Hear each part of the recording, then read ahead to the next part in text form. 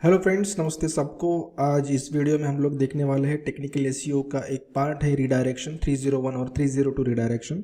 वो क्या होता है, वो कैसे यूज़ करते हैं और वो किन सिचुएशंस में यूज़ करना चाहिए, ये इस वीडियो में हम लोग सीखते हैं। तो चलिए देखते हैं कि 301 रिडायरेक्ट्स या 302 रिडायरेक्ट्स का यूज़ कैसे करना है। Let's get begin.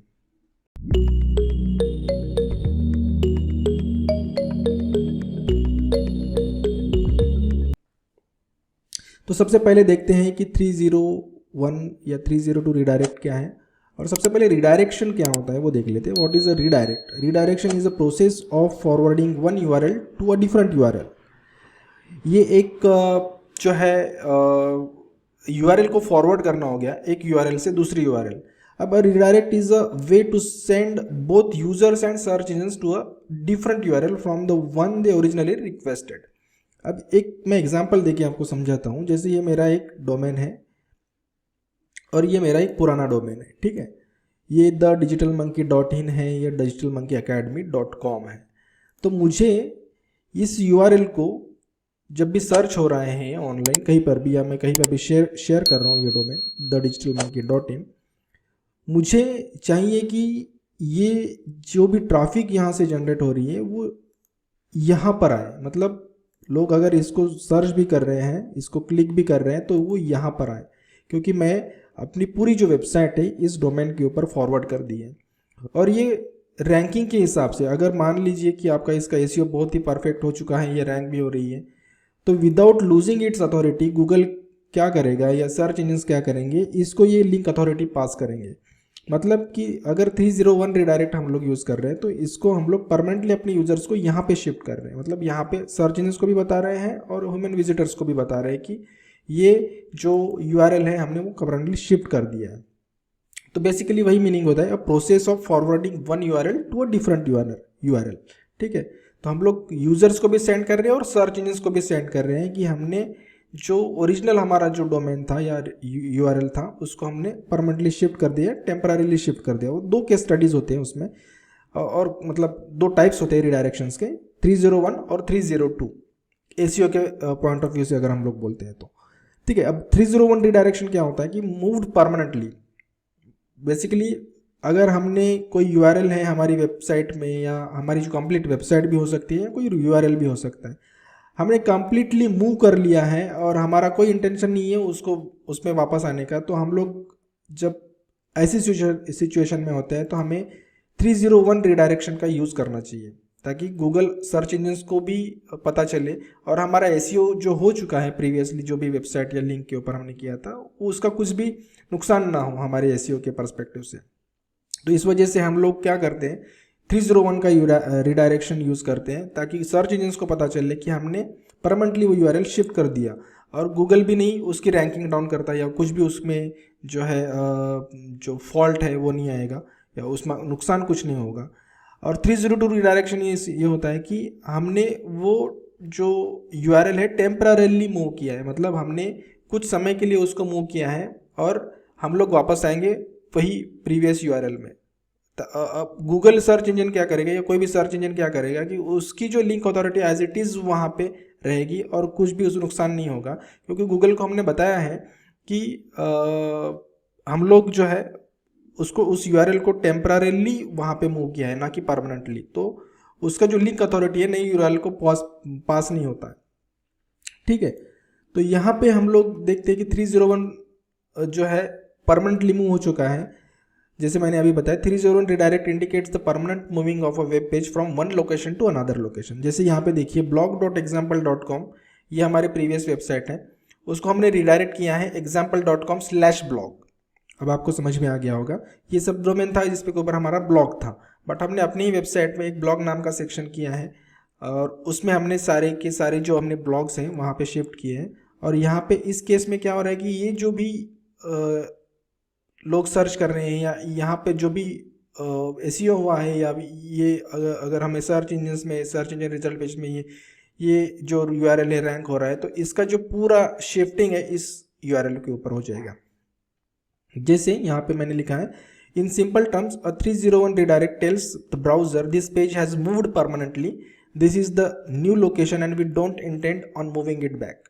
ठीक है, जैसे मैंने बताया हमारा कोई इंटेंशन नहीं है मूविंग इट बैक करने का, हमने परमानेंटली यूआरएल को शिफ्ट कर दिया है। ये हम किसको बताते हैं, ये हम बताते हैं सर्च इंजन को, to which the browser respond sure thing I will send user there right now.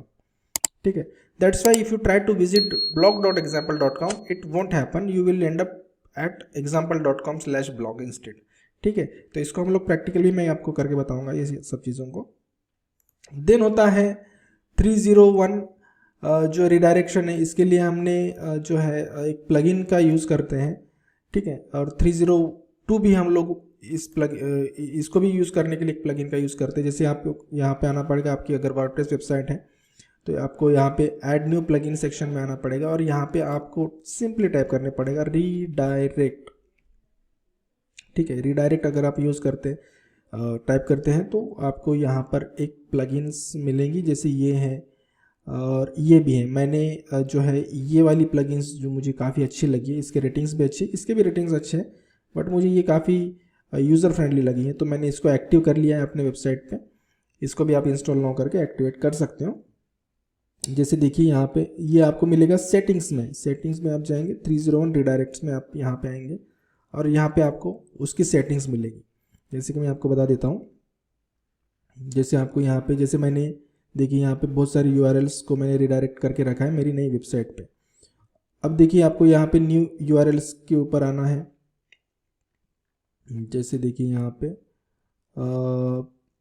आपको जो भी यूआरएल परमानेंटली शिफ्ट करना है तो आपको 301 यहाँ पे सिलेक्ट करना पड़ेगा और उसका जो यूआरएल है आपको, जैसे ये यूआरएल है, यहाँ पे आप टाइप करके कॉपी करके यहाँ पर आपको इसको पेस्ट करना है और ये हम लोग रिडायरेक्ट फ्रॉम रिडायरेक्ट टू, जैसे यहाँ पे हम लोग ये हमारा जो है कस्टम यहाँ पे रह सकते हो, यहाँ पे आप पेज इसको सिलेक्ट कर सकते हो। यहाँ पे मैं एक कस्टम दे देता हूँ और मैं यहाँ पे इस यूआरएल को कॉपी कर लेता हूँ और यहाँ पे मैं इसको जो है पेस्ट कर लेता हूँ और यहाँ पे आप देख लीजिए HTTPS है प्रॉपरली। ओके, तो इसको अगर सेव कर लेंगे तो आप यहाँ पे डायरेक्टली 301 रिडायरेक्शन हो जाएगा। मतलब अगर कोई इस वेबसाइट को ढूंढ भी रहा है या ये वेबसाइट का लिंक भी दे रहा है तो डायरेक्टली आपको ये वाली वेबसाइट पे जो है रिडायरेक्ट हो जाएगा और ये वेबसाइट जो है ओपन होगी।